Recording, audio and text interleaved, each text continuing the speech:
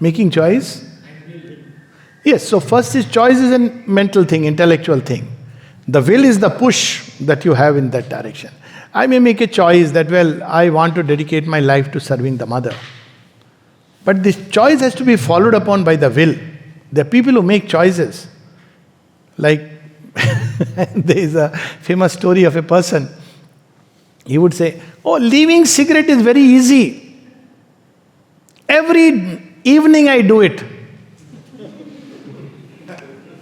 He actually chooses. But the will is not there. So will also must be aligned. Choice is an intellectual process. But will is the one without which we cannot succeed. Actually in yoga, that's what Sri Aurobindo says when people asked him that, your great intellect, it would have been very easy for you. He said, no, on the contrary, it was that I was very determined about whatever I did. It is the will that helps. And unfortunately, I must add, because there must be some teachers and school people, this will training is not given at all in the school. It's all mind, mind, mind, mind, mind. But to train the will, to strain it, and it comes indirectly, competition and all, it comes, indirectly it comes.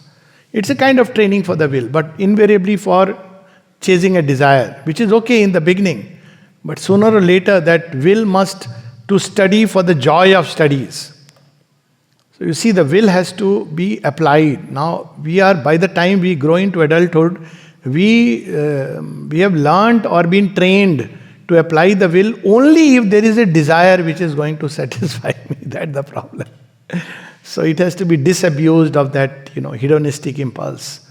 So will is very important, and one should train it. As the mother says, you can train it like muscles. So for example, several opportunities will come. For example, you want to eat pakora just now, and you don't have, suddenly that there was a pakoda and you felt, I must take it, and somebody took it.